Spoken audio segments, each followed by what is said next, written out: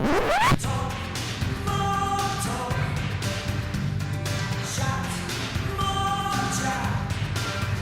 everyone. Welcome to Talk More Talk, a solo Beatles video podcast. I'm one of your hosts. I'm the new guy on the block, Darren DeVivo from WFUV Radio in New York City at 90.7 FM and WFUV.org. Also, I'm the co-host of another video podcast you might be familiar with, Things We Said Today. This is my second show with now as part of the Talk More Talk team. And it's my honor to be here and be joined by Kit O'Toole, who's the author of Songs We Were Singing, Guided Tours Through the Beatles' Lesser Known Tracks, and also Michael Jackson, FAQ, All That's Left to Know About the King of Pop. And Kit was a co-editor of a book with Kenneth Womack called Fandom and the Beatles, the act you've known for all these years. And as if all of that wasn't enough, Kit co-hosts the podcast Toppermost of the Poppermost.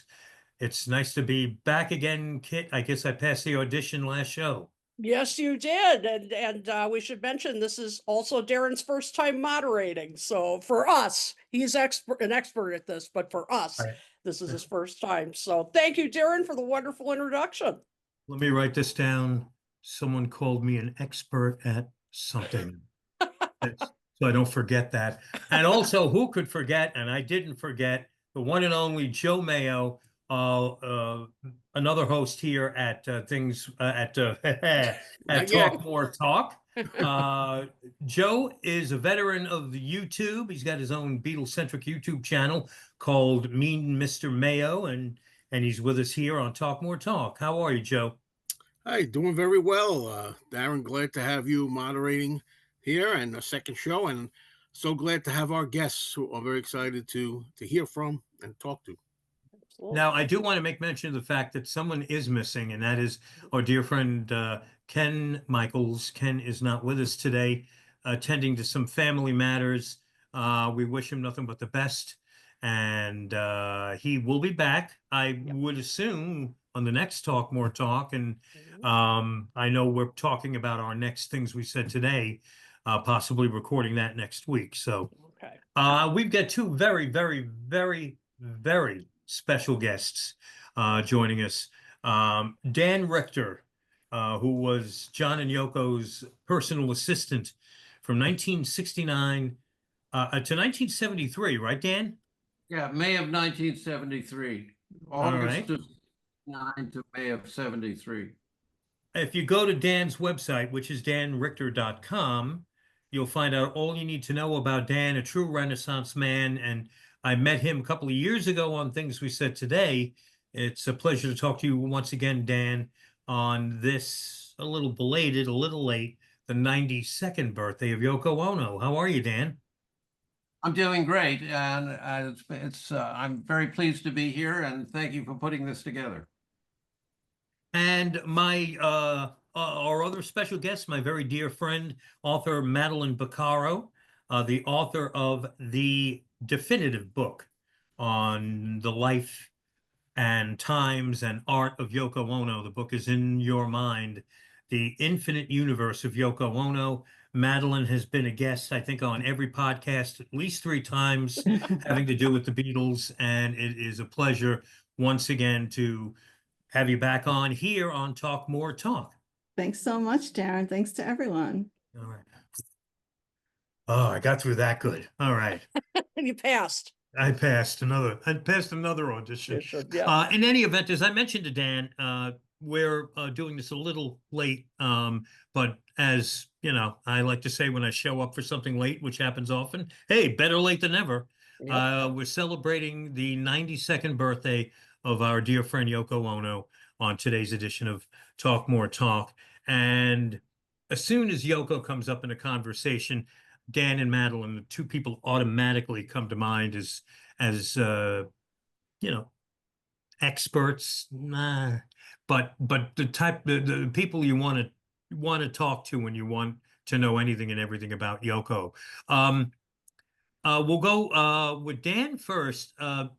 basically, for those who don't know who you are, Dan, I know your name is very familiar to Beatles Lennon fans, but set us up here. You worked and lived for John and Yoko for about 4 years, right? Yes, I did. And I guess I've known Yoko for 61 years, I mean, a long time. And I knew Yoko before John. I knew her in Tokyo when I was studying the No and the Kabuki theaters, because I was also a choreographer and a mime. And we actually had apartments side by side. We took over a whole floor of a building on Hanover Gate in London. And we ran, it was a beautiful place, big high ceilings and whatnot.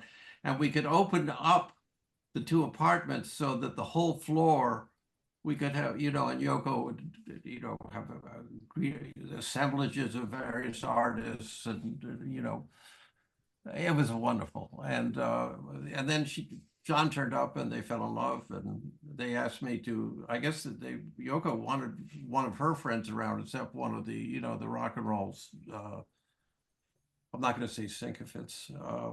The people that John was surrounded by humans that were just looking at him all the time, and it was very difficult to just have a sense of reality, And it was good to have somebody around who was Yoko's friend, and I knew about rock. I like Martha and the Vandellas. I mean, what are you going to do? I knew about rock and roll, but I probably knew more about opera and classical music. And so I wasn't of that ilk, and things worked out very well. Mm-hmm. Where were you from originally, Dan? Darien, Connecticut. Oh, okay. Yeah, and my training, I was in ballet very young, and then in mime, and I was the lead performer at the American Mime Theater in the early 60s. And the way I met Yoko is that I decided I wanted to study what we call, I don't want to get too technical, mimetic forms all around the world, go to places that used mime or different stuff, and I ended up in Tokyo studying the No Theater, and through mutual friends, Yoko and I became quite friendly, and she translated some of my poetry into Japanese, and I don't know, we became very close friends, and hopefully we still are. Yeah. This really doesn't have anything to do with John or Yoko, but when we had you on Things We Said Today, Dan, a couple of years ago, one thing that you accomplished that's on your resume that blew my mind was that you are in the film at the beginning. You're in the film 2001: A Space Odyssey. Yes. Tell us. You looked different. You didn't look like you do now in that film. No, Sir Arthur Clarke has called me the most famous unknown actor in the world, because everybody knows. Well, the young people don't so much these days, but the beginning of 2001 is a very important piece of film history, and people really like it. And Stanley Kubrick hadn't shot the beginning of it. He'd shot all the live action. They couldn't figure out how to do it. They had dancers and stuntmen and little people in funny costumes, and they had gone all through this. And he was talking to Sir Arthur Clarke, who also wrote the movie with Stanley, and they were talking. They said, we never talked to a mime. Well, who knows mimes? Where do you find a mime? And through a mutual friend of mine who was a film producer, was working on a film with another fellow, Mike Wilson, who had made films with Arthur, said, I know a mime, his name is Dan Richter. So they asked me to come out to pick my brain, and I told him I thought it was an acting problem, and that you had to grab the audience by the balls, and if we could do that in the first minute, the rest was a piece of cake. And he said, you talk big, whatnot, you don't have much of a resume, so I said, give me 20 minutes, a black leotard, 2 towels, and a stage, and I'll show you. And I showed him, and he hired me on the spot, and I ended up working for over a year with him. And I developed the opening of 2001 and cast it and choreographed it, and I ended up starring in it. And so that And I I'm love how the new Barbie film pays tribute to that with the bone going. yeah, exactly. And there's an action figure of me. I don't make any money from it, but Wow. people send me boxes of it, to sign and whatnot. Really? Yeah. So you were the bone tosser in that opening scene. Yes. That's funny because Kit said if I was going to join the show as a host, I had to wear black leotards and have a couple of towels with me as well. But I said, no, I draw the line with the leotard. Madeline, the author of a book that I am not exaggerating when I say it is the definitive book on Yoko Ono. I know there's a new one about to come out, or it is out, and it may be a wonderful book, but there's no way you can top Madeline's book in your mind, The Infinite Universe of Yoko Ono. And it's, I guess you could say the book is really came about by accident because this book is based on notes and scrapbooks and all kinds of things that you started collecting as a little girl when you discovered Yoko Ono before she ever knew who the Beatles were. Well, that's true. I was 10 years old when I saw a picture of her in Time magazine, and she was standing in front of her Bottoms film. So she technically had met John the year before, but it was just about her. It was a Japanese artist who did this film. And I was 10 and I thought, wow, here's an adult doing something really wild. I love this. And the picture of her, she was a little sly looking, like a little mischievous. And I was like, I love this person. And I just kept the picture and the article. And I just thought, I wonder if I'll ever hear about her again. And then a few months later, I got the Beatles' White Album. And I heard that she was singing on Continuing Story of Bungalow Bill. And then, there was a lot of press about her with John. I'm like, that's her. Oh my God, now I can find out what she's doing. And I started collecting everything that they ever said. I recorded things off the radio. I collected all the articles, all the interviews, listened, retained all this information. And, during COVID, my boyfriend gave me software and said, you can take all the stuff you've been writing because some was for publication, some wasn't, just diaries of notes and seeing her in concert and writing down what she said and did and knowing what every album was about and every message that was important. And I had gathered it all together and I realized I had an over 500-page book. And then it took me another 2 years to kind of organize it and make it flow.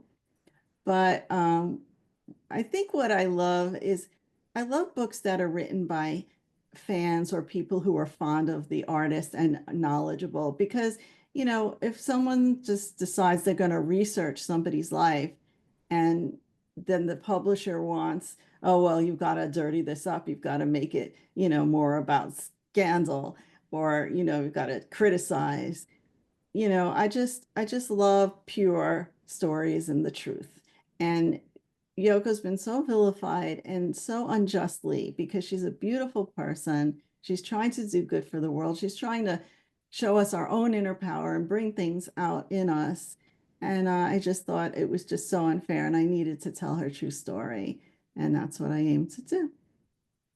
I mean, who would have thunk it, right? That article in Time magazine, if somebody would have come up to you and say, in X number of years, this is going to turn into a book. You're going to know Yoko Ono, and it's amazing, and it's also justification for those of you who save everything like I do. Don't throw anything out. No, and it was saved in chronological order because I had folders by year and I just keep the new thing on top. So whenever I had a question, I wanted an exact quote about what did this song mean or what happened at this point in time, I could find it. And it was great. And it's full of quotes from her, from, John, from Phil Spector, Paul McCartney, Linda McCartney, just everybody was there, quotes of the time that were published. I didn't interview anybody to get their foggy memories or distorted, views of anything. It's all as it happened and when it happened. So that's the beauty of it, I think. You also had you're also a writer. You've worked in the music industry. I know you worked for College Music Journal a long time ago. You have experience with writing and blogging before you started to put this book together, and got some pretty fascinating stuff on your website. Tell us about some of the other bands that you've connected with, and I know one you're very close with happens to be a favorite of mine as well. Oh, Sparks. Yeah, I love Sparks since I was a kid, and I've been writing their official newsletter for over 20 years. And those brothers that I never had are now my big brothers. They're the greatest, and they're really successful now, especially after a documentary came out about them a couple of years ago. A lot of new fans, selling out Royal Festival Hall, Royal Albert Hall, and Hollywood Bowl, and it's just fantastic now. But yeah, I'm into all the 70s music, 60s, 70s mainly. And I write about that all on my blog. And And the Sparks have a new album coming out, yes, right? they do in May. It's coming out soon. So be And then we'll just one more quick aside here. We recently lost David Johansen, and you on your blog is a very cool story about a day that you had an opportunity to hang out with David Johansen. In a nutshell, can you sum that up, that experience? Oh yeah, so it was for the CMJ New Music Seminar, and it was a panel about new music, and I was going to brief him on the topics. And I knock on his hotel room door, and I hear familiar voices inside, and it's Bugs Bunny cartoons. And he proceeds to just recite all the lines to this cartoon. And having watched it every single day of my life, I started chiming in and reciting. So we kind of bonded over that. It was really funny. But why it was so funny is because, it was the one about gangsters, and his voice, his Staten Island accent is just like Bugs Bunny's, and his facial expressions were wild. He was really so into it. It was hilarious. So that's my fond memory of him. When It's I one of the read best that, ones. I could picture David doing that. Yeah. Well, the stage has been set, and we want to pick the brain of Kit and Joe now and get some thoughts from them. Kit, for you first. Okay, sure. Well, in this question, I think both of you can jump in and answer. Madeline, one of the things that many things that have struck me about your wonderful book, and you've been on our show before and we've discussed it, but how John and Yoko's, how they influenced each other artistically, and particularly the sense of humor that really permeates what they did together and apart. But you just mentioned something that really I think ties into this question. So you said your first experience seeing, anything of hers was Bottoms. And that already, you say in your book that Yoko said John really brought out her sense of humor, but it sounds like she had a sense of humor already in her work before she met John. She did without knowing it. Like that film about Bottoms, she was very serious about that. It was just about it being in close up. It wasn't sexual at all. Right. And to her, it was a petition of, Bottoms like representing maybe people who were in the war or just people. And the hilarity of it, which it is in the second longer version, is the participants, the soundtrack is the participants all just talking about their experience. And they were all like intellectuals and from the art world. And here they are talking about taking their pants off, and, they're a little embarrassed and they're a little intellectual. And it's just very, very funny. But yeah, she was funny without knowing it, I think. And then John really brought it out in her and kind of loosened her up. And she even said, he woke me up from my mind game, because everything she was doing, it meant something. And, she was trying to express that and trying to get you to complete the work and either get her meaning or take away your own meaning. But she didn't take it lightly until he, took a bite of her apple, or he, made fun of, there's a outtake of the Two Virgins recordings, and they're recording, and he's going to count her in, because he knows she's not about rhythm at all. It's just craziness. And he's going, okay, with 1, 2, 1, 2, 1, 2. And she's laughing. She's like, no, she's like trying to get him to be serious. And it's just, they really nourished each other, saved each other. And I think they were a perfect match. But I also think, and we can ask Dan about this, you know, they were two very, very strong-minded people. And I'm wondering, you know, I know they loved each other, but there had to be moments where they really did not get along. Yeah, I could see that. Dan, Yeah, did you find that? yeah, sure. They were, first of all, they really loved each other, you know, and their love came from the fact that they merged, you know,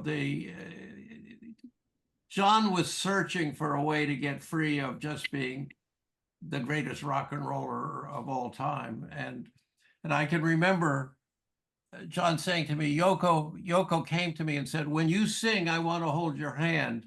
Millions of people hear those words. Why don't you say something important? And the end result, of course, is Imagine, which is, I mean, a perfect example of how they influenced each other. But they were made for each other. I mean, you know, and yeah, they had fights. They were quite volatile, you know. I can remember John, Yoko, and I were in town in New York, and we had come over with I think it was a Plastic Ono band or whatever, and John did not want to do Bangladesh because he did not want to get trapped on stage. I know Paul was over in Europe, but that's a few hours away, and he was afraid that the other Beatles were going to try to get them all together, you know, and so he did not want to do it. And Yoko really wanted to do it, you know, for whatever reason, and it got pretty volatile. In fact, John called me up in the morning in the hotel and said, "Get over here right away," you know. And he and Yoko had been arguing about it. And he said, "I'm leaving. Let's go." And I said, "John, I'm not leaving until somebody comes here to stay with Yoko." And I called May Pang, and she came over and whatnot. And then John and I got in the rain coming down, and I took him to the airport, and he got on a plane to Paris and whatnot. And then Alan Klein and I talked Yoko back into going to Tittenhurst, and Yoko and I went back to Tittenhurst, and there was a pile of flowers waiting from John, and then John came over from Paris, and the world never knew, you know, that they had this moment, but they were. They were just the most amazing one. I'm sorry, you guys all know that, but I was with them all the time. I mean, all the time, and they were just these wonderful, creative people. They were stumbling ideas. They were falling over each other. John would have an idea, and then Yoko would pick it up and turn it into something else, and then John would grab it and mold it a little bit and throw it back to her, and then she'd catch it, and you know, and so like that. And we were shooting when we'd shoot films, you know, we were all prepared, we get everything right, everything's the way they wanted, and they come down and says, "No, we're not going to do any of that, you know, throw it all out. I'm going to be sort of like Rita Hayworth and John and bump," and we'd roll into some other thing, and then halfway through it would change, you know, because they'd have some more ideas, you know. And we're amazing people who fit together and like yin and yang rolling through the universe. I'm glad you said that because there's so many times still to this day you have to hear these ignorant and arrogant fans that like to put Yoko down and say, "Oh, they really weren't in love," or "Well, John loved her, but she didn't really love him." It drives me crackers to hear that, and I love to hear somebody who knows and who's there say they absolutely did love each other, absolutely. Well, I saw them pretty much every day for a little over 3 years, and I saw them not the public people, but just the private people, and they were very much in love with each other, and they fed off each other, they gave to each other. Yoko changed John's music, and John helped Yoko evolve from the periphery into she now exists in the center of the world. You know, and they were a gift to each other, and their work reflects it. This wonderful, wonderful work that they created together. When you mentioned Bangladesh, I just had a thought. Is it true or a myth, you think, that George Harrison said the invitation is only to John to play, I, not to I, Yoko?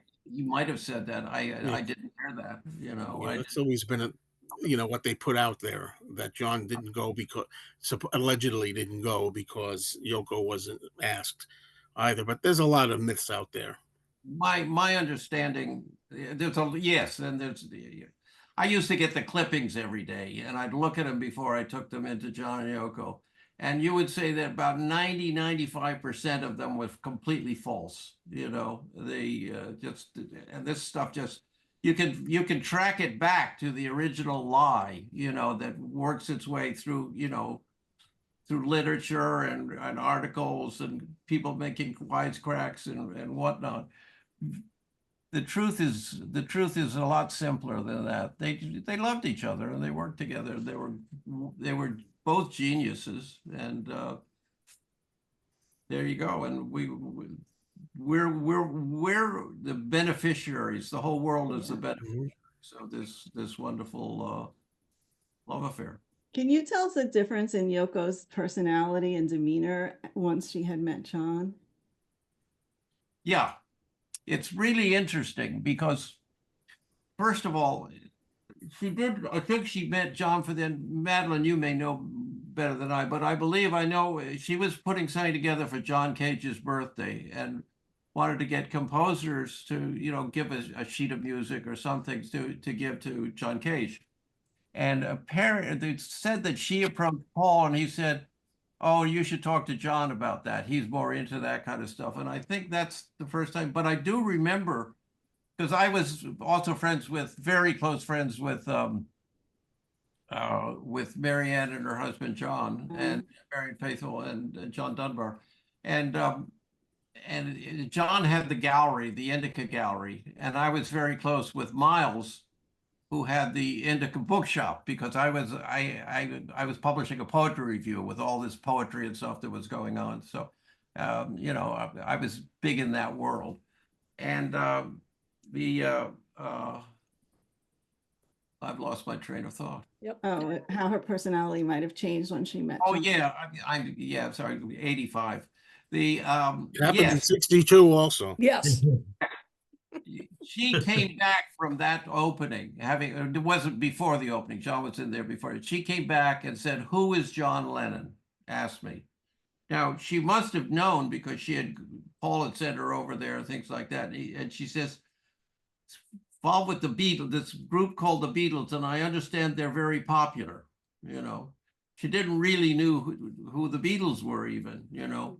And I said, "Yeah, they're very popular. You know, they're people really like them." And her husband at that time, Tony Cox, said, "Oh my God, you know, this is you know, they've millions, you know." And Tony was a super hustler and would raise all the money and help Yoko put things on, you know. So we were all laughing at the fact that Yoko knew so little about who the Beatles were. And of course, they did change each other. I think Yoko changed John more than John changed Yoko. I think, not that Yoko wasn't changed, but Yoko was born complete. You know, she is a completely unique.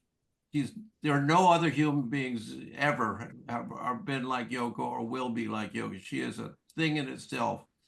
And John was a seeker. He was all through his life, he was trying to find more, learn more. Can I do this? Wow, I never did that. I want to do this. And Yoko was like, you know, the opening of Dante's Inferno, you know, I come in a dark forest. And Virgil comes to Dante and leads him down, you know, and Yoko was John's Virgil, you know, and she led him into this world. We would get in the limo in New York and go down into the West Village or down in Tribeca or whatnot to visit artists, and John would be so impressed to meet real artists, not just, you know, unreal artists. But so anyway, yeah, that John Dunbar is a very big advocate for the fact that she didn't know who the Beatles were. People don't believe that. Right. But yeah, when she went collecting, they were making a book called Notations for John Cage.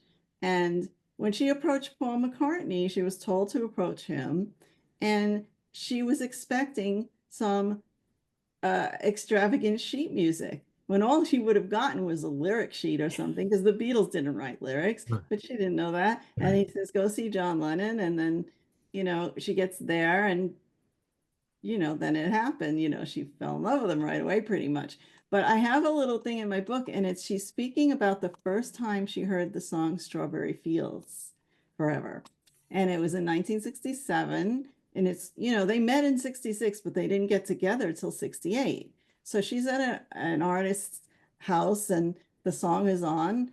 And she says, that was the first John Lennon song I encountered. And there was a party at the editor of the art magazine's house in London. And he said, oh, listen to this, Yoko. When a pop song comes to this point, what do you think? And he played Strawberry Fields. And I thought, oh, because there were some dissonant sounds, I thought it was pretty good for a pop song. And she's laughing, and she thought it was cute. And I thought it was cute stuff, because I was making songs with all these dissonant sounds, and it impressed me. I was surprised a pop song could be that way. That's really a cool moment where she's hearing that. Madeline and I, both of us can confirm the fact that she did not go after him as, Yoko was complete already. She was doing wonderful work. People like Marcel Duchamp would come to the things, she was not trivial at all. And she was very complete, and she knew what her work was, and she had a path. And if anything, John interfered with that and made it harder for her to do her work, certainly in the beginning. And that, I'm going to use a big word now, is that allowed? The vituperation,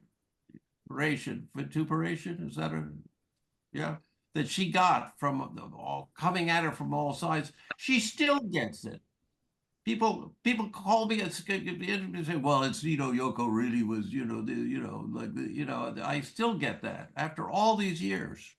Well, the good thing is that in the art world, she's so much more respected. I was just at the New York Armory last couple of weeks ago, and there's a whole bunch of symposiums on her work. There was a wish tree exhibition, 92 wish trees for her 92nd birthday. And being amongst them and reading all the other wishes makes you realize, wow, people are wishing for, their partner to recover from cancer, or that their mom hadn't committed suicide, or some kids are wishing for a pet. And there's such an amazing social study to be had from all this that should be really curated and examined, and see what we're all lacking in society, because everybody's wishing for something. It's just such a poignant thing. But it was just a beautiful 3 days of symposiums and talking about different aspects of her work. I met Kyoko there. This is really a wonderful thing. And when her exhibitions travel all over the world now, and there's not one bad review. They're all out of the Beatles shadow. The Beatles are an afterthought. This is, and just people are enjoying the white spaces, and children enjoy it so much, and participating and taking something away. Because I was just thinking, when you go to an impressionist exhibition, or surrealist, anything, you don't come out of there going, wow, that was for me. When you leave her spaces, you say, wow, she really involved me, and I really thought about something, and take it home with me and see how I can apply it to my own life. And people say my book is all about healing, because there's nothing about quotes from her about what we're doing wrong, our misplaced values, and all in a simplistic form. You can just learn so much. Absolutely. One thing I wanted to bring up, and you both have given some great segues here, is, one of the ways that I think both of them really, expressed their bond and also their creative connections, as you've been talking about, Dan, is in the Imagine film, which, is really, I mean, the album itself is wonderful, obviously, but the film really showcases a different aspect. And Dan, I know you were part of the filming, and so I pretty much produced it. Yeah, and I'm in it. And you're in it. Yeah, we had this, we had this, I don't know where we got it. Somebody gave us a Hearst, you know, Yeah. and so John and Yoko decided that I'm going to drive them all around the, in the hearse, and we're going to riff on that, and my wife then, Jill, she had lived in Morocco a long time and had this black cape with a hood, and sort of like that. I was wearing that. I don't know how that leads to anything, but Wow. Oh, the stories you must have, but let's start out. Like, how did they work together, Madeline, and start with you to come up with the ideas for the film? what's interesting is that they didn't go off separately. I'll Mhm. go in this room and you go in that room. I think from about the first moment they met, they worked together, and we built a bedroom for them, which had John wanted a bed that looked like a record turntable, a round bed. So he built this big round bed, you see. And Cool. I'd get in the morning, I would I'd set up an office there because they were sick and tired of the Apple office and all those people, So we had an office and with secretary and people, different helpers and things. And so every morning I would go in and get the mail and get the clippings and all of that, and sort of prepare myself for what was going to happen when they realized so and so said this, and that so and so said this, and that they were invited to do this, and that so and so never wanted to talk to him again, and it's just so much stuff, you see. So I'd go in, and they were always in that bed together, and they already had been up and had come up with about 5 ideas, or and it was just amazing, the amount of creativity. Every time we passed a piano as we're going through the back of a theater, so John stop for a second and go, just get something out that was in his head, and he just wanted to hear it, and Yoko was constantly sort of like mother, like mother superior, straight calming things down and saying, well, we could do this, and we could do this, and we could do this. And what's interesting about their relationship is, I don't want to take this too far, but like the male female roles, if that means anything anymore. But Yoko's very dominant. She knows exactly what she's doing and where she's at any one time, and John liked that. He always had strong women in his life, and Mimi, was a very nice lady, Mrs. Smith. But he liked strong women, and Yoko filled that role for him, I I want think to it say. was more confidence than dominance with her. I mean, I don't think she'd ever want to force him to do anything, but she was so confident, and she would take his idea and kind of manage it. She was very methodical, and she knew how to, get things done technically and who could do it. And she Yeah. was very, She would write the songs down when we were recording Imagine. She was the one there with a staff paper, and writing the songs down. She was probably the only buddy in the room who knew how to read music, Mhm. Well, probably a That- few other. It's so interesting because I was going to bring up myself that it again. I talk about what irritates because I have a Beatles and John and Paul, George and Ringo related channel, and I get a lot of comments. And so many times they say things like, "Well, listen, what's Yoko doing, telling John what to do in the studio? Who is she? What is she even doing in the studio?" It drives me crazy because he valued her input, right? And what's wrong with it? I mean, I would want my partner in there suggesting things, talking about, does this sound all right? Do you think it's better the other way? I will say this, and that John had reached the point where the Beatles were starting to be a drag for him, and not just creatively because he wanted to go another direction, but the fact that he just had to keep doing it over and over and over again, and I think he used Yoko a little bit. I think he pushed her out there in front. I mean, they would talk about what they want, the message they would want, and then they would agree on what Yoko would say. So she wasn't just coming up with her own stuff a lot of the time. They were working together. It's pretty obvious, it was always obvious to me, that Yoko really opened John's eyes to a whole new world of artistic expression. And John realized, you know what? I don't just have to be Beatles John. I can go off and do my own thing. There's other ways I can express myself. And Yoko gave him the confidence to pursue other things, other ideas. On the other side of the coin, specifically talking about music, would Yoko have pursued a career in music like she did had she not met John? In other words, they started out with avant-garde recordings, but that became Yoko Ono albums, music albums. 4 of them she did for Apple alone, not to mention what came after that then. If the two don't meet each other, does Yoko ever dabble in music, or is that some... I produced her and Ornette Coleman at the Albert Hall. That was the one thing I was going to say, that they collaborated. So she wasn't, I mean, she was musically inclined, Well, but also would played as much of a role. She thought of herself as a composer. She was doing music of the mind, and she was. If you go back, she's a relationship with, well, through Madeline's her first husband. Was it Toshi? Toshi, yeah. Yeah, was friend of John's Cage and whatnot. And so she was always involved in music. You know, she was doing it was new music. It was modern music. It was music that goes with John Cage or Right.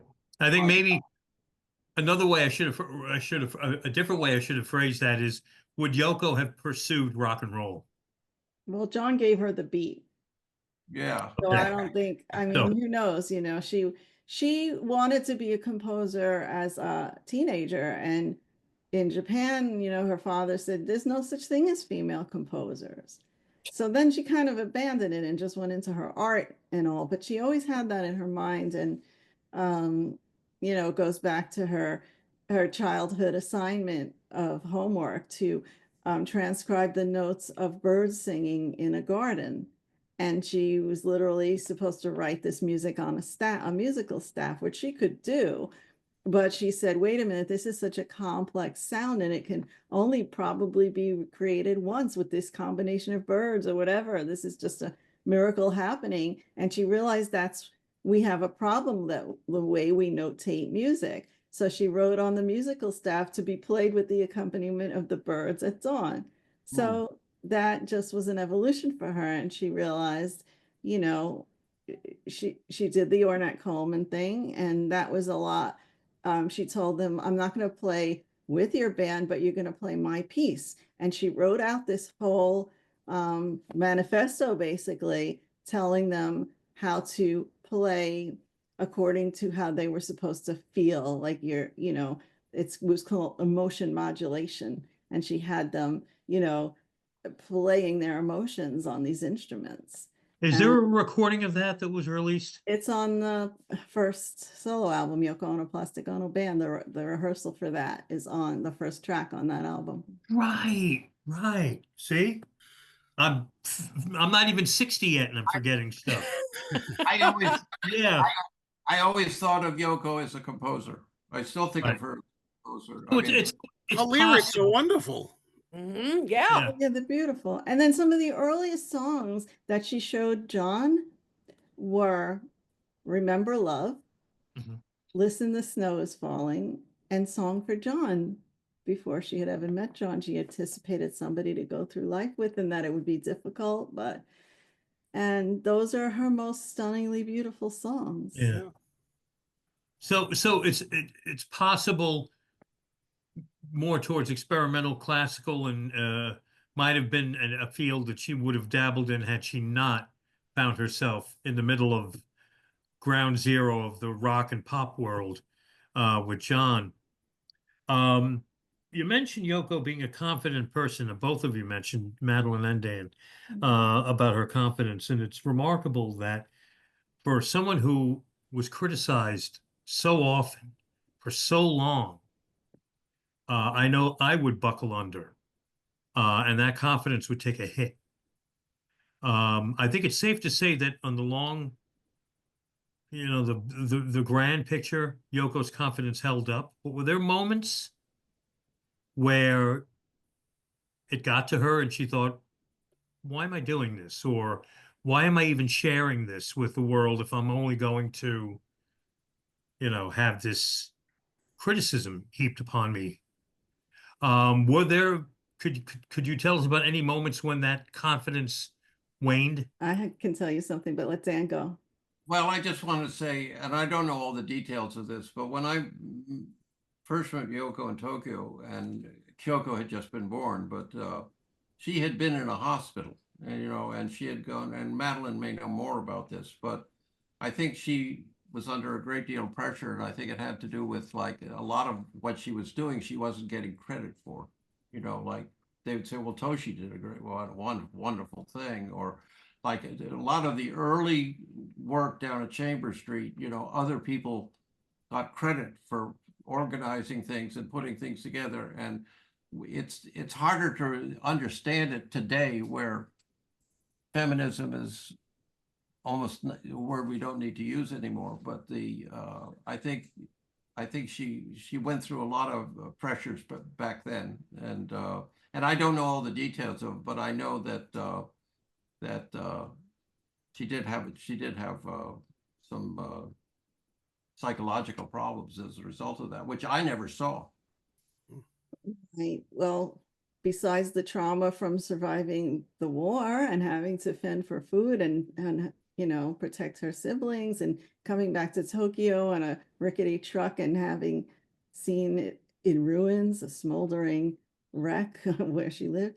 So she was definitely marginalized in the men's world with the John Cage, and Toshi used to defend her a lot. And I think the straw broke the camel's back when there was a review in a Japanese magazine that called her work derivative, which what is she derivative of? It's coming from Mars, right? So yeah, and she got really upset. She had several suicide attempts. She was hospitalized in Japan. And even later, when she was married to John, of course, now she's dealing with it even more. People hate her for all these other reasons and for being with John. And she was giving a concert, and she was introducing one of her songs, and she said, people were bashing me so much that she's like, I always thought I was a relatively nice looking woman, and I had confidence and I had merit and all, but she got so torn down that she began to stutter. And she's like, wow, if this can happen to me, how is it affecting other people? So yeah, she was she was really broken down a few times, but the work was her catharsis. So she always went back to it. She described to me her and Kyoko when not Kyoko, Setsuko, when they were they had been taken out to the country during the war, get away from the bombing and everything. And they were so hungry, they would go out walk down the street begging, and they had to trade silk kimonos for rice. And then the poor children in that area didn't like them because they could tell they had been wealthy with the silk they had, and the kids would throw stones at them, wouldn't give them any food. They were eating mulberries off the trees, and they saw a family go in the woods and eat mushrooms, and they thought, oh, maybe we can go get some mushrooms, and they found the family dead from the poison mushrooms. I mean, this is not a picnic. This was her childhood. It's absolutely amazing that Yoko became the person she did with all the she had to go through. But I wanted to know also about her, her really tremendous reliance upon psychics and astrology and, tarot and directionalists. And this seemed to me to be very crippling to her, but she in a way, it was her religion. She really believed in all that. So did you see a lot of that behavior with her? I did, and I always saw it as a weakness. But for instance, I had yarrow stalks, and I could do the I Ching properly without 3 coins, using yarrow stalks. And almost daily she'd come over and I'd cast the I Ching for her, and she'd do that. And I know that later, particularly I think when John was away, there was a lot of pressure on her, and she was, because Jill was, when we came back to the States and I stopped working and I went back to the Mime Theater to perform, Jill was hanging out with Yoko a lot and helping her out with stuff. During she would bring back stories of these, in my opinion, are charlatans. These people who come in and say, "Oh, look at the cards, and boy, you got to watch out," and that kind of stuff. But we're all humans, aren't we? And that's, I don't think it ever got in the way. I think it was it's like using a walking stick now and then. Mm-hmm. You gotta have something to lean on, I guess, Yeah. Well, and John was kind of similar in that way too, because we know he was, as you said, he was always searching, and sometimes, and that's great, but it sometimes got him into some trouble. I mean, with somebody like, I mean, he wasn't a spiritual guru, but something like Magic Alex or something, Yeah, where, well, Magic Alex. Oh God, Well, John was never a good drinker, and he just had to. If he did drink, he always had problems, and he had to deal with that. Magic Alex was a perfect example of what was going on at Apple. When I first got out to Tittenhurst, John and Yoko said, "Well, this Magic Alex is coming down. He wants to talk to us." You see, so he comes in and says, "Well, there's a chance you're going to get the Nobel Peace Prize. I'm working with people, and it's all this horseshit, And and he said, and I've designed, and he was supposedly designing a new studio at the place. So John said, "I get the feeling this guy is full of shit." And so he said, "Will you go down and check out his operation, and look at, he had a place near Marylebone Station, a workshop, and, like that." So I went down and looked at it, and, I'm a relatively technical person, and it was nothing. It was just a pile of junk and wires and things, and his stories he would do. They couldn't use the studio he designed, at Apple. I mean, they had to just emergency bring stuff over, because what he had built was useless. Yeah, invisible soundproofing or something like that. Yeah, all that stuff, just ridiculous. You need 6 inches of space, between. That's what you need, and that's it.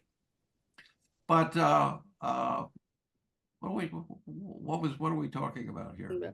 Well, just that I was thinking that, another way that John and Yoko were similar is, you were saying how Yoko, was so involved in, both of you said, in numerology. Yeah, and the other thing, John was very realistic, when it came down to it. I mean, he wasn't, he was certainly a searcher, but he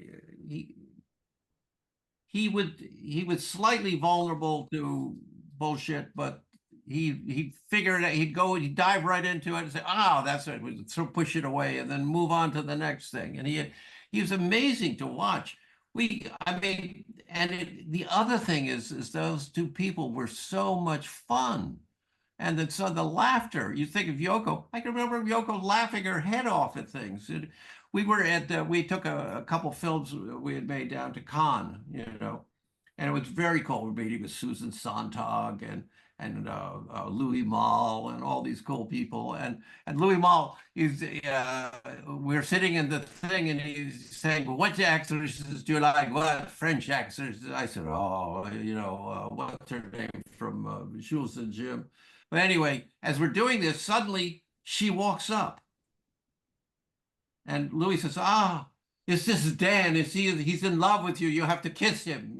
So she put her arms around me and kissed me. But anyway, we were just having so much fun all the time.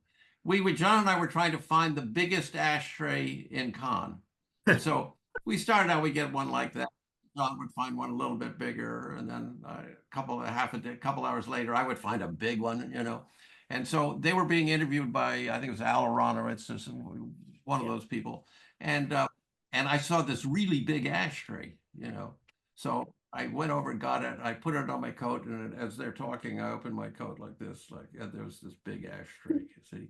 And John said, "Al, excuse me a second," and he went out. And it took him about 15 minutes, but he finally found a bigger ashtray. He was nuts. I love it. Oh my gosh. Can we, I'm sorry, Madeline. I was going to ask Dan about working on some of her films. We had so much fun. Like we get to New York that first time we went over. I think it must have been the Plastic Ono band, and we went down to see Jonas Mekas at the Anthology Film Archives. Is that right? Am I right about it? Uh-huh.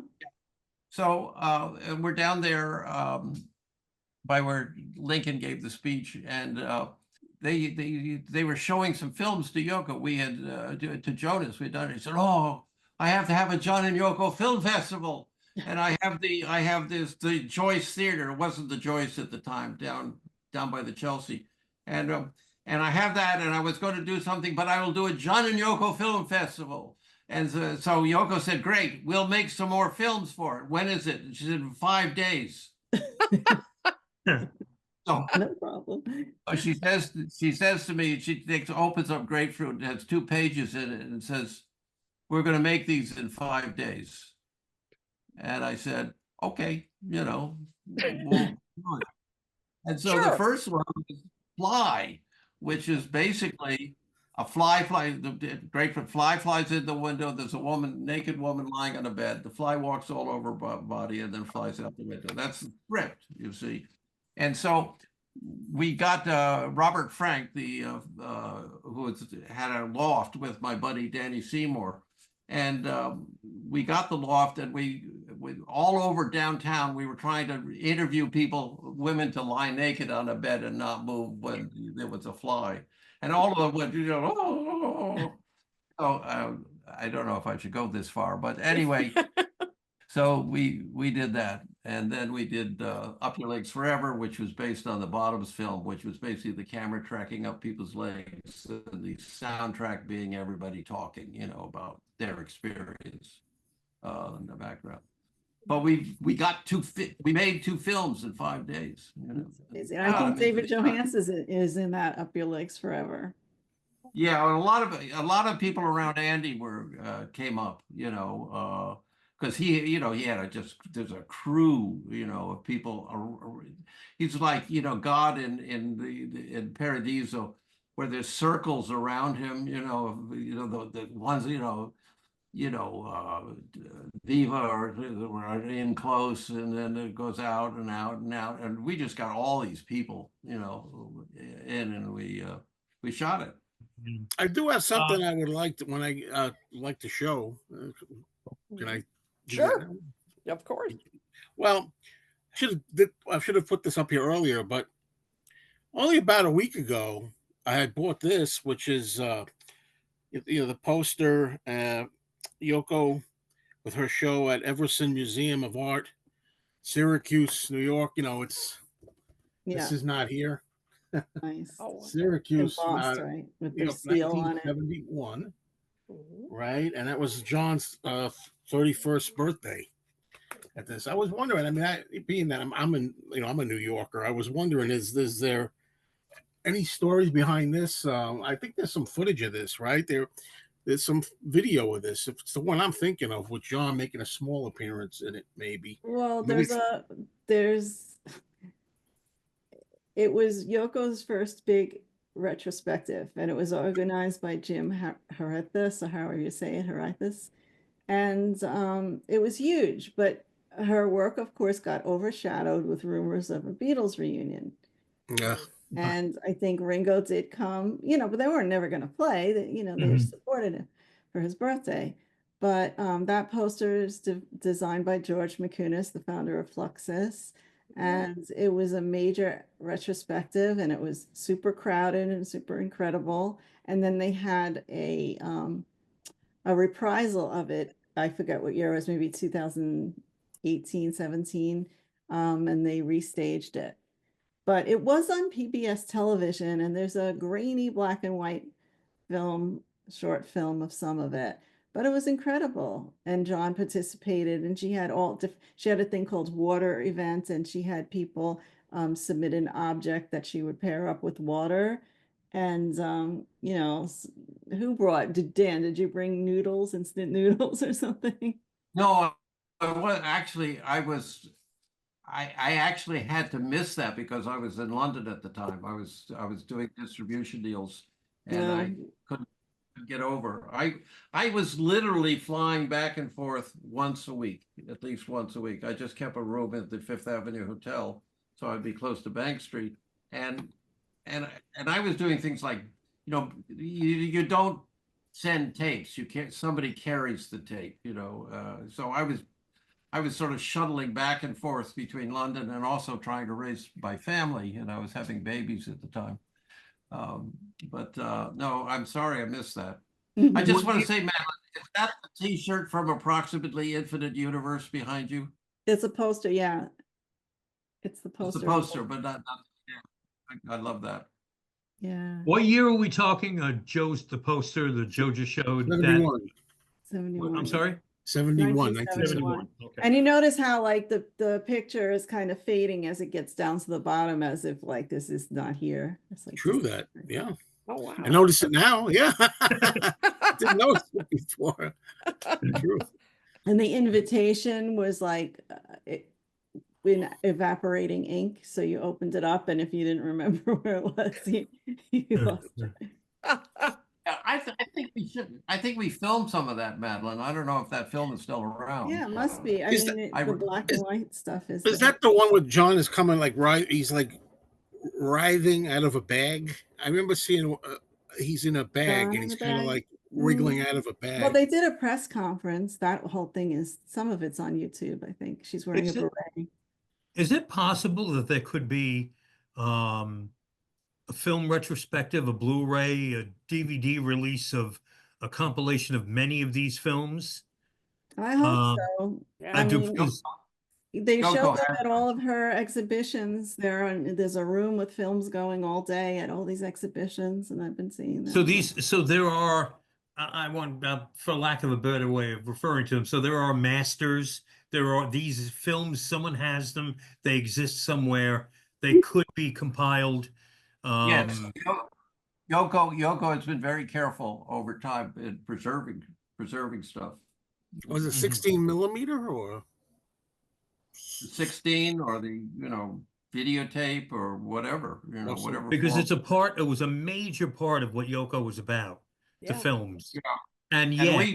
And yet you can't. It would be so ideal to have, if not, I'm sure it's impossible, all of them, there's so many, but a compilation of the films. We have the music's been re-released on several occasions of Yoko's. The films really need to, I think, be brought together into one place They did a film showing at MoMA when they had the big one woman show. That was first staged as an imaginary thing in 1971, and it became true in 2015. And they had a whole evening of films, and she sat in the audience with us and watched and explained, and it was really nice. So I have a chapter about every film in my book, and I recently met with someone who worked on Bottoms and gave me a whole beautiful 2 pages about it. So that's really nice. That's wonderful. I remember the Museum of Modern Art show where she wasn't there, and we took the photo of her Museum of Modern Art, and she had a bag with an F on it. So the F fit perfectly in front of art. So it was Museum of Modern Art. and talk about a sense of humor. And I dressed up like an interviewer, you see, and I would interview people coming out of the museum saying, well, what did you think of the Yoko Ono show? You know, and they say, what? That was the Yoko Ono show. You know, and we filmed all that. I don't know where that is. Mm. She has that. And then she got a call from the museum's director. She's in her apartment while you were all doing that. And they said, hey, what's this all about you having a show here? And she said, oh, don't worry about it. It's only in my mind.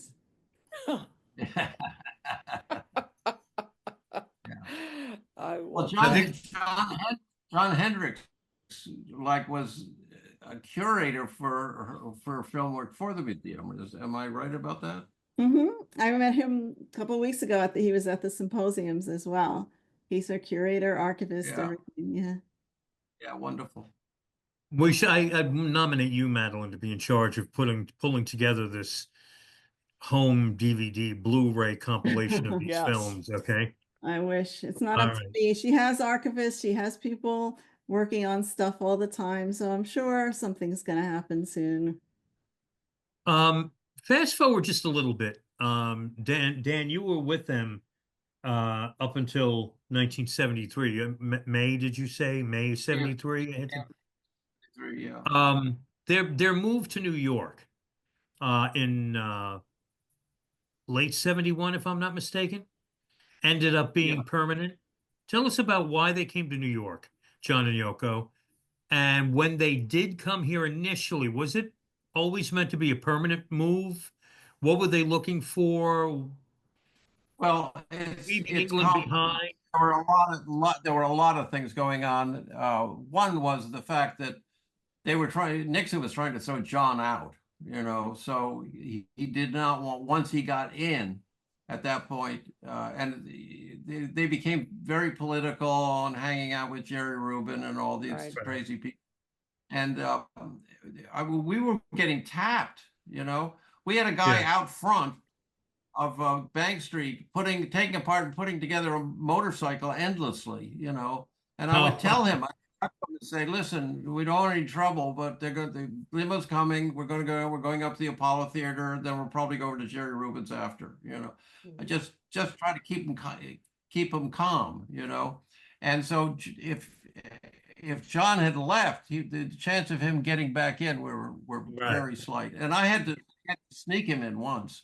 We were down in for a custody hearing for Kyoko down in St. Thomas, Charlotte Amalie, and they didn't want to let John in, so we flew to Antigua, where he could go as British, and then the three of us got in a little plane, and I said to the guy, how much? He said, well, if they won't let him in, you've got to fly him back. So I paid him double.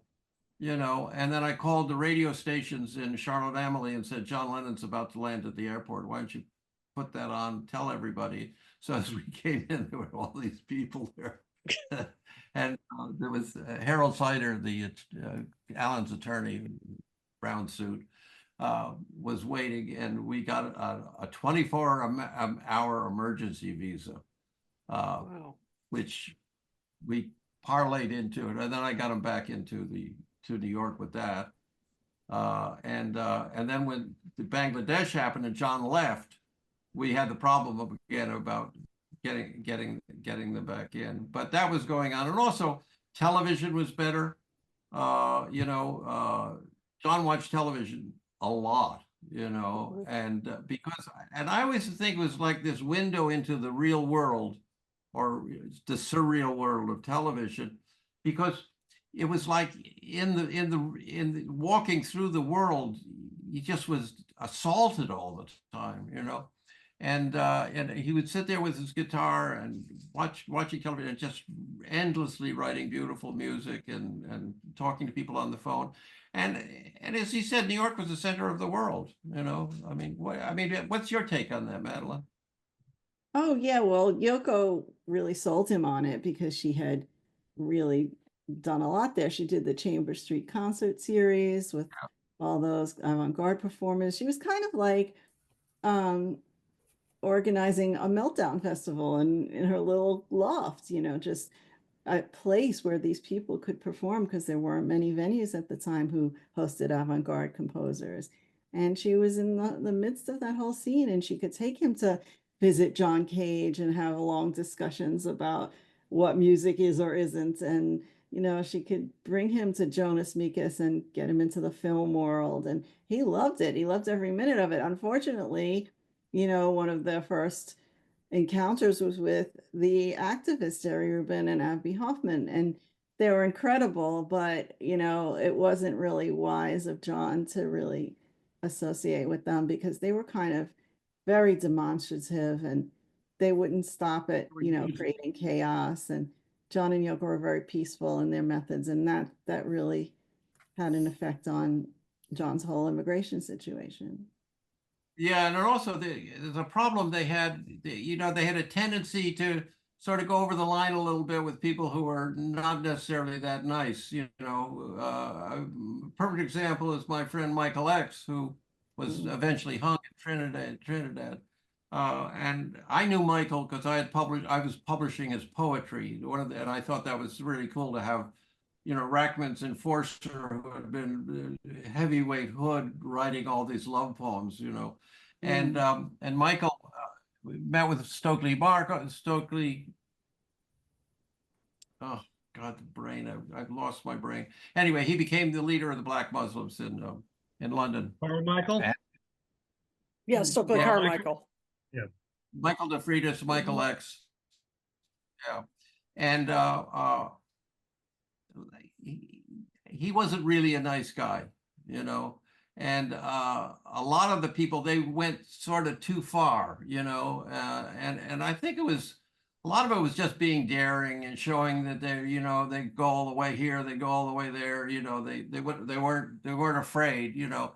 They were edgy. Once you get to the States, yeah, and once you get to the States, it's a different ball game, you know. And they were rubbing Nixon. They were Abby and Jerry they were talking about there was going to be the election coming, the first election where people could vote at 18.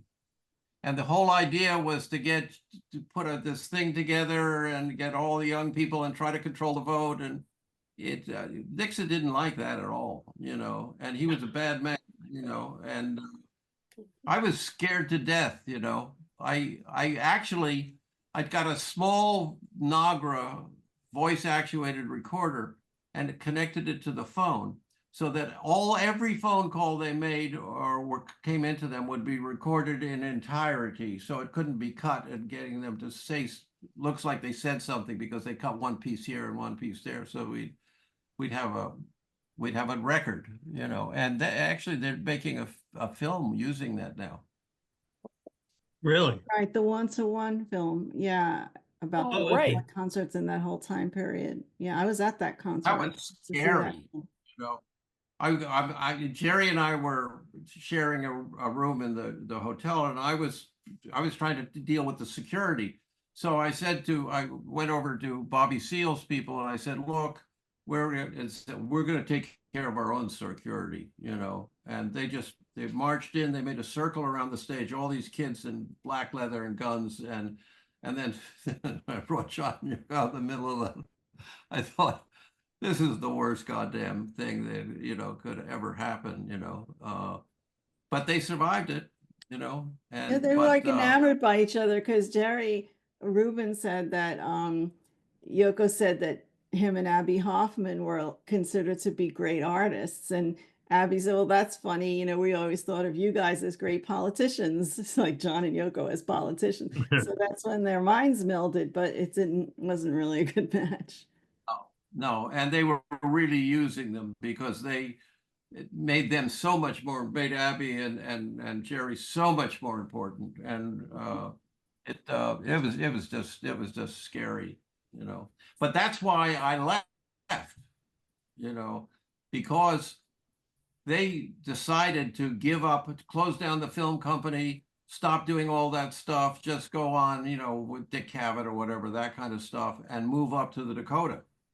And I was in the middle of shooting a film the thing, a small independent feature, and Eric Clapton was doing the music, and it was all cast, and it was happening. And they said, well, we can't, we're going to shut the film company down. You can't use it. And I said, but we're there. We had already done all locations. Marianne Faithfull was in it. Donald Pleasance. I mean, it was a really low budget. It was easy to do. And so I said, I'm afraid, guys, I got to quit. You know, I'm going to make this picture. And they said, well, you can't leave. You know too much. We'll buy you a house. You know, that's kind of stupid stuff. And I told them what I thought of him at that point and left. You know. Wow. And after that, Dan, any more contact? Oh, sure. I mean, you know, I know you continued Oh, on with yeah. Yoko. Oh, yeah. I got a call from an attorney. We have a lawsuit against Alan Klein, and we want you to look at all these documents and find out if there's any basis that we can use against him. And I said, there's nothing in there that you can use against Alan. You know, I could tell you that beforehand, but I'll look at them if you want. So a limo comes down with a young lady in a business suit and about 12 banker's boxes, which a guy carries up and puts in at the floor of my living room. So I looked through them, and a couple days later, they called me and said, what do you think? I said, I thought there's nothing there. They said, well, can we come up and meet with you? Will you come up and meet us? So we went up by Black Rock, and there was, you know, a 40th floor or something like this, and walked into a conference room. There must have been 12 attorneys there. And there's John sitting there singing Danny Boy, you know, as I walk in. And he said, is there anything here we can use against Alan? I said, no, he's not. He's covered. It's nothing in there, you know. And so I don't know if you read my book, you've heard this. It's probably boring, but he said, can Dan and I be alone? And they took us into an office, and they closed the door, and he stopped being public John Lennon, you know. And he turned into, you know, just John, my friend. And he said, are you okay? You know, how the kids, you know, and I hear you and Yoko are having a rough time, you know, because he was off with May or whatever. And we talked for a while, and he's, you know, and I was he had done a show called This Is Not Here in London early on. And they had buttons with nothing, you know, and you know, I was wearing one of the buttons, you know, and oh, I had a really nice velvet vest from the 1840s, you know. I don't know, you know, I wore stuff like that. And I had the button on, and he said, wow, that's from the show I did. You know, I said, yeah, of course, you know. He said, you know, I don't even have one. I said, well, I took the button off, and I said, well, then here's one. It's your show. I gave him the button. And before he opened the door, you could see him turn back into John Lennon. And he had this thing where he always reached up and touched his hair like this, and he became John Lennon again. And we walked out, and I never saw him again. I was up to Dakota a couple of times, but I always missed him. You know. Madeline, you mentioned, I just wanted to go back for a second, being at the 1-to-1 concert, and of course we're going to finally get, you know, a documentary about it. Can you talk a little bit about what was that like, attending 1-to-1? That was incredible. I was 14, and my aunt used to get the New York Times, and I used to just look for the music stuff. And they were ads, but this thing, it was a tiny little, like a wanted ad, you know, tiny little thing. And it said, you know, John and Yoko Ono, Madison Square Garden, matinee show added.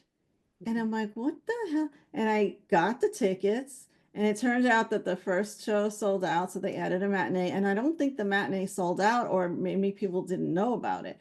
So what it was, there was this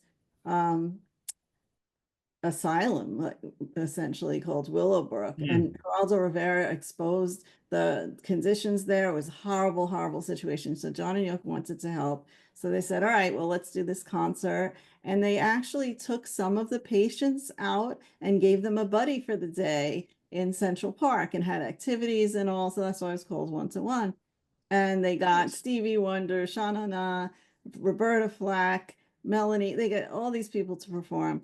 And I went to the matinee, which is like 2 o'clock or something. and the seats in the front were pretty empty, and Geraldo said, hey, just come down front. So we all ran down front, and they were alternating songs, John Yoko, you know, and they were John and Yoko to me until John started doing Come Together, and that Beatle voice came out. And I'm like, oh, this is crazy.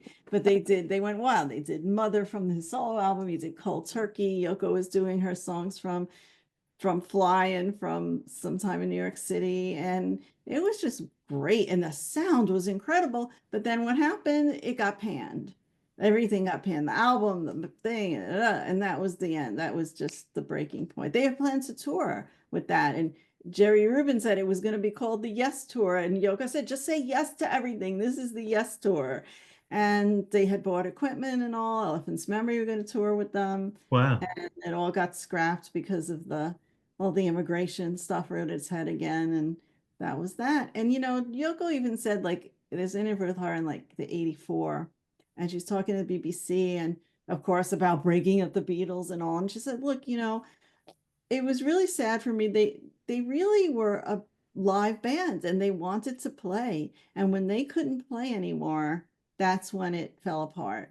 And, you know, it was hard for her to watch, you know, this happening. And so when John said, okay, now it's just going to be you and me, she's like, she shuddered because she thought, well, how am I going to do my own work if he's not preoccupied with the Beatles, you know? So that was the whole situation. And then when that, you know, what did he do? When they got together, they did the Lyceum concert. They did the live piece in Toronto. He was forming Plastic Ono Band. That's what he wanted to do. And then this was going to be a big tour and it fell through. And that was it until Double Fantasy. And that was going to be a tour that he didn't get to do. So it was all based around, you know, just wanting to play music. Yeah, by the way, before when I said the 1-to-1, I was talking about the 10 for 2 conference. Okay. That's That was a 1-to-1 was very different. And I never figured out why it didn't work. I thought the part of it we did for ABC, you know, the television thing was very good, you know. Who knows why? It's just somebody squashed they it. they were having trouble at that point. They were seen as weird, you know, and particularly in the States, even more than I think in Europe. Like the Plastic Ono Band's albums I think did better ultimately in Europe than they did in the States. But it was a wonderful concert. It was so much fun. And the energy was great. The performers were great. It was great. I was there. I know. I mean, I don't know how this got twisted into being so awful. And then when they released the album, you know, and the video, they cut out a lot of stuff and they didn't use the best of it. And it's just a disaster. Yeah. Wow. Dan, could you tell that John was, you know, really upset about the reception that like the album got sometime in New York City, and you know the panning of the show and all that? I wonder. I know he wasn't happy, but did it linger with him? Well, change it? you have to remember that there are different kinds of albums. So like Two Virgin or Life with the Lions, they consider those sort of conceptual art in many ways, and they knew they couldn't compete with the mainstream stuff. And I mean, that's why John did Imagine, because Paul did Ram, you know, and wrote those nasty things about him. And John literally going to do it on his own without Yoko, and to show Paul and the world that he could still write mainstream stuff, you know. So you have to remember and then you get the concerts that fall in the middle, where Yoko's doing her thing and John's doing his thing, and they don't necessarily, you know, they don't jive, you know. And so they fall in the middle, you know. It was Yoko back at that time, the people just did not like the way she sang, you know. I mean, you know, they didn't get it, and they didn't make sense, you know, to their point of view. She'd only put out her because later albums first. I think people would have been more open. Yeah. We know why John stopped in 75, because Sean was born and he was not going, you know, he wanted to basically stay home and raise Sean and not do what he did. Like, had that situation like with Julian where he wasn't around for Julian's youth, so he stayed home with Sean. Yoko stopped making music. Nothing was stopping her from going into a studio, from 70, actually from 74 on. Why did she, and do you have any ideas why Yoko just also stopped along with John?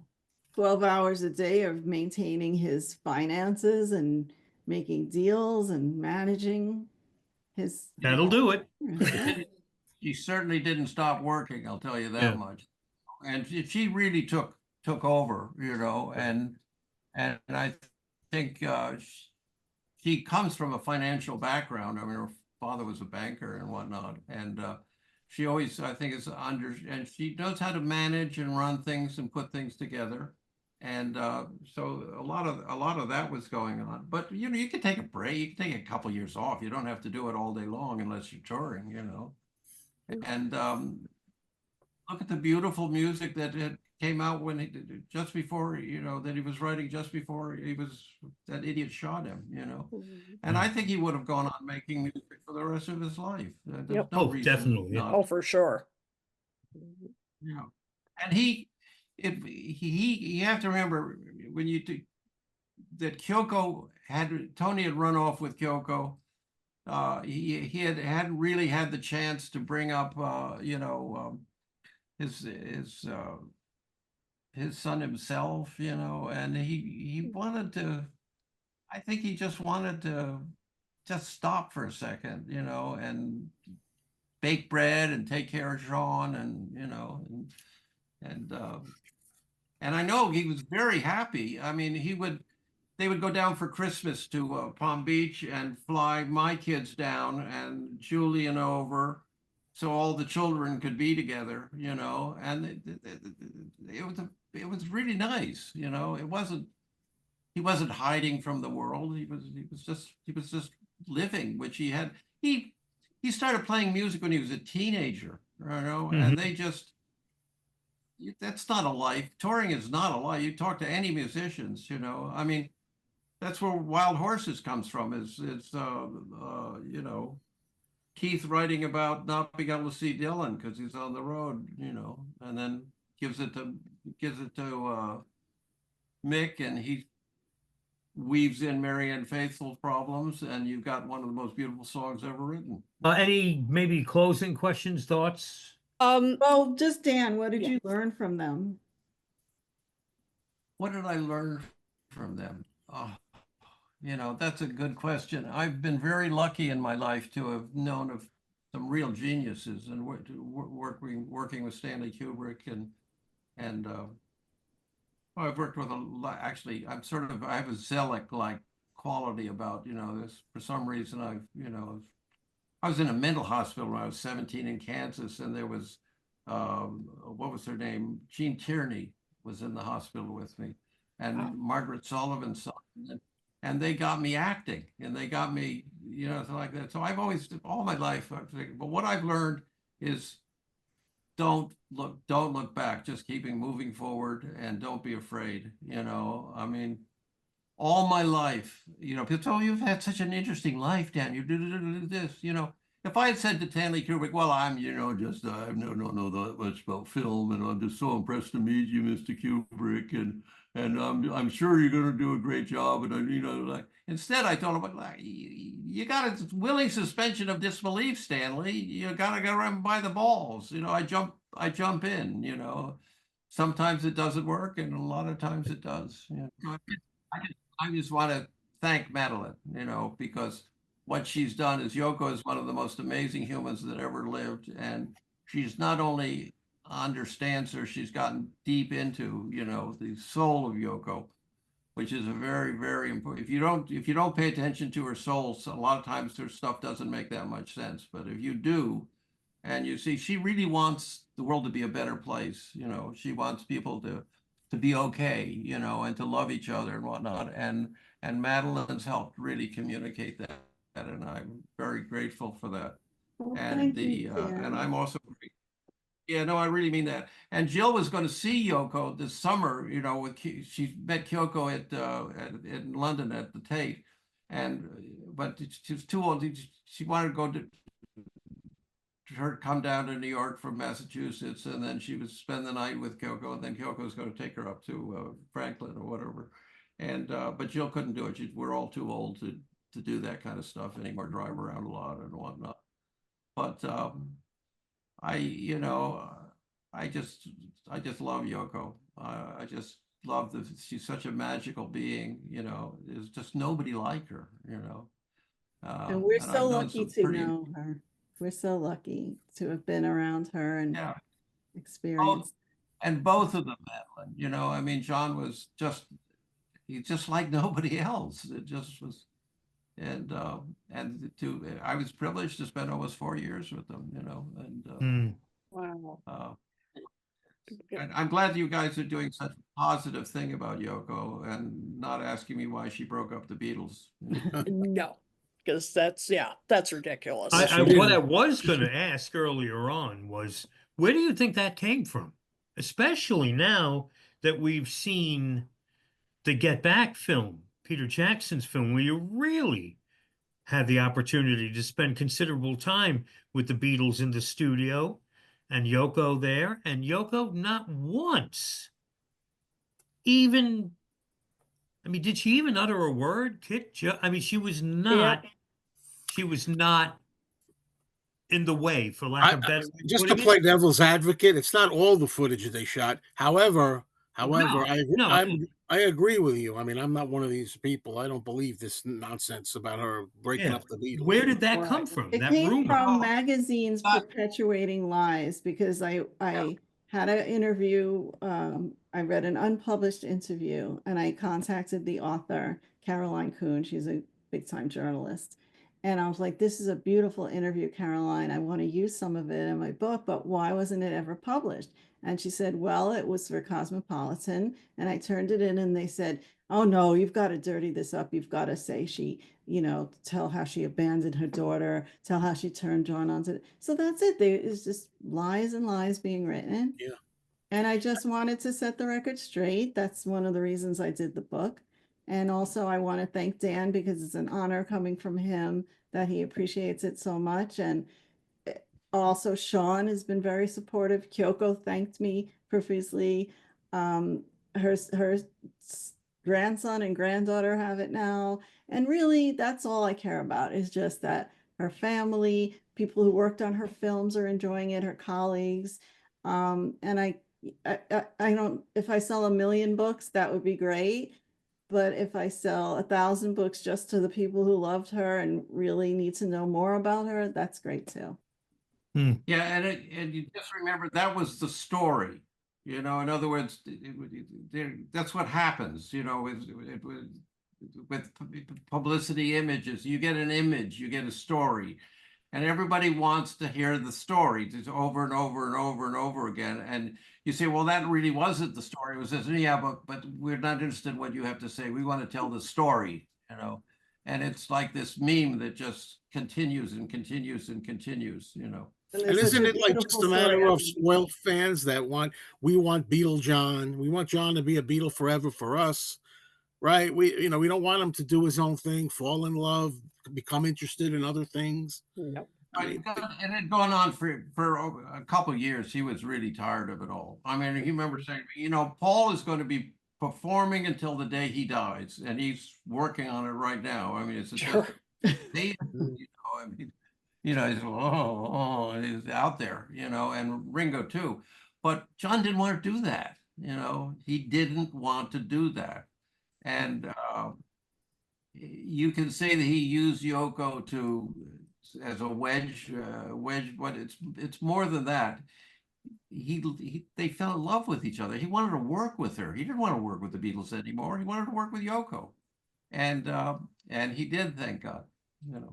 And all the hell she went through, but imagine the hell he went through with people dissing the woman he loved. Yeah. And I can, on a minuscule scale, my life, I've always loved her. And some of my closest friends, I still don't get it. And I hate it. I think less of them because of it. Because if you don't Yeah. love Yoko, you don't love me. That's how I feel. So imagine how John felt. It's infuriating. And one thing that bothers me is when people say, oh, I love John, but what was he doing with her? And she was no good for him, and all this kind of stuff. It's like, who the heck are you to say? And how much do you love John? How much do you respect him if you don't want him happy with his choice of a woman to spend his life with? Implication is that she was tricking him and using him. Right. So it's dirty. It's just not good, and it just wasn't like that at all. Yeah. They were so shy with each other too. I remember the first time she wanted to introduce John to Jill and I, and she brought him over. There's a knock on the door, and like that.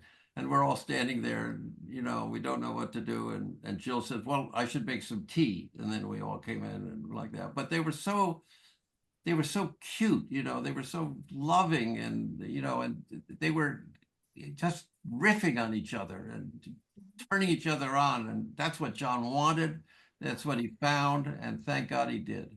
Yep. Yeah, one of my favorite quotes, I'm paraphrasing, but when he said, I think it was in the Playboy interview of 1980, where he said about how, there'll come a point where I'll see, and nobody can pull the wool that long. If you think I'm having the wool pulled over my eyes, whether it's Maharishi, whether it's Alan Klein or Arthur Janov, at the end, he wanted to record them, I believe, or something, and all this. But eventually, right, John always saw eventually, Magic Alex, all this stuff. Yeah. But with Yoko, there was no wool pulling over the eyes or act. No, and we get, something, you want to make a film, he's not going to have some idiot, we're going to get real people who know how to make films. We had good people, who went on to get awards and, film. We had real filmmakers working for them, but that was our thing. And so if you wanted to do it, we'll get you the best people, not some idiot, who's blowing smoke up your ass. Right. I just wanted to check here because we've mentioned it a few times. The new film. All right, there is no date yet for the 1-to-1 John and Yoko. I think it's April 11th, but I can't swear to it. Yeah, March 11th, I think. March 11th in New York Oh, City. wait a minute. Sorry. Yes, you're right. See, sometimes I wonder, why do I write these things down? I don't read them anyway. Because I'm waiting. I can't wait to see that. Me too. April 11th. We had 11 cameramen shooting at that, and it was all and everything was sunk back to. We had a recording. We brought a recording truck in, and we were recording in 16 tracks. So we would send a 60 cycle track out to the cameras. And we had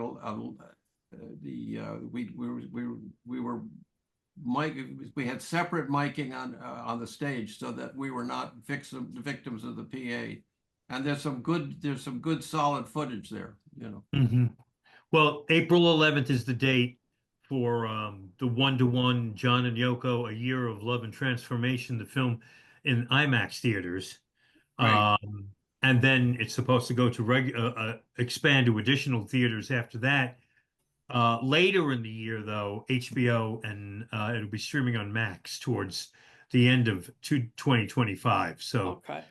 the idea, Darren, is to read the top part first and then work down to the end. Yeah. Instead of doing things the other way around. But anyway, this has been outstanding. Yep. Mm-hmm. And I tell you what, I'm going to mark it down here. I will see both of you back here. Either you're on Talk More Talk. Yeah, let's do it here for Yoko's 93rd birthday. Absolutely. In a year. And we'll make a big deal on the 100th. Yes. Yeah, that'll be the big one. Absolutely. Mhm. Absolutely.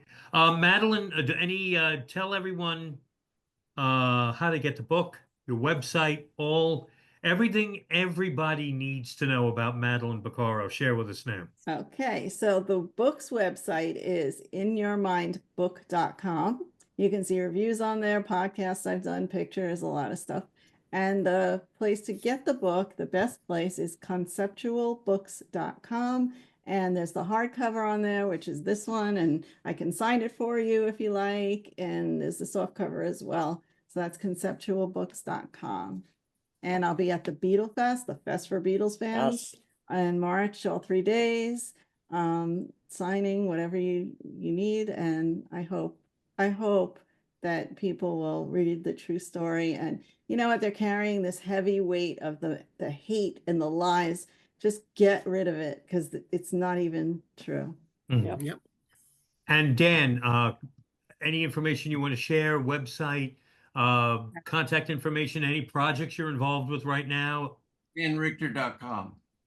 Dan Richter, DANRICHTER.com. And Dan's book is fabulous. Yes. It is over wonderful.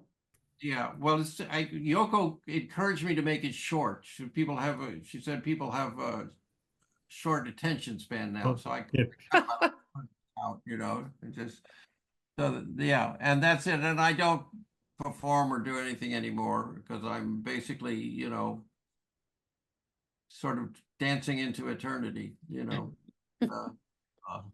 that's it. And I just want to thank you guys. This is great, and I love talking about Yoko, my wonderful friend, and who certainly changed my life, Mm.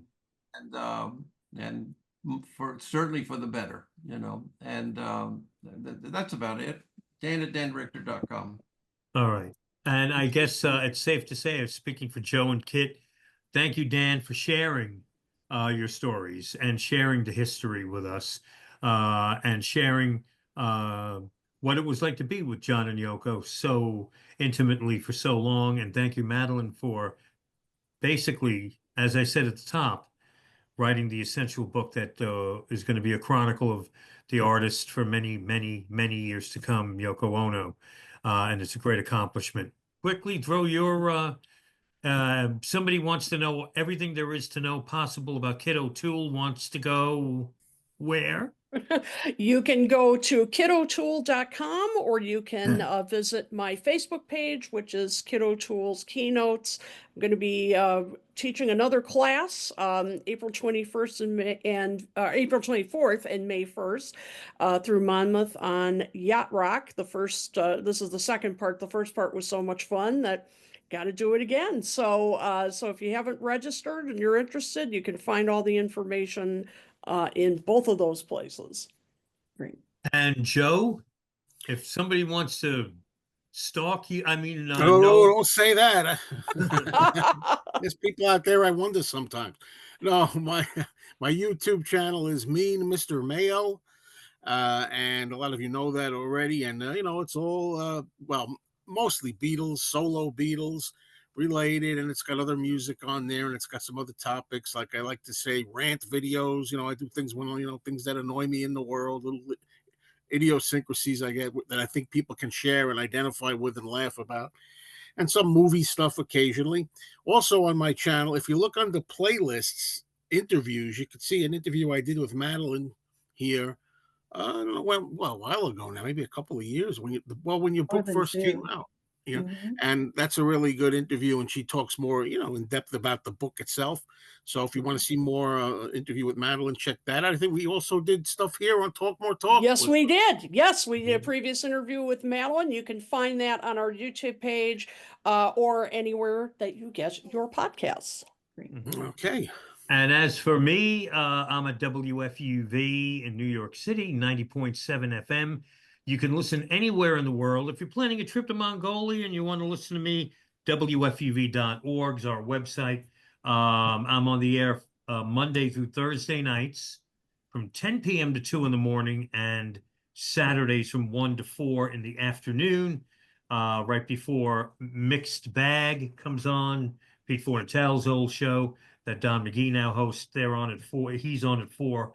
I'm on before that, 1 to 4, but not this Saturday. I just found out I get Saturday off this weekend. Hey! And the honeydew list is being written as I speak. Anyway, so 90.7 FM. I've got 2 Facebook pages. Come to both of them. And Ken Michaels, man, we're thinking of you. We're sending you our love and Love to- prayers. We will see Ken probably in a week or so. Yes. Thank you, Madeline. Thank you, Dan. Talk more talk. We'll see you next time.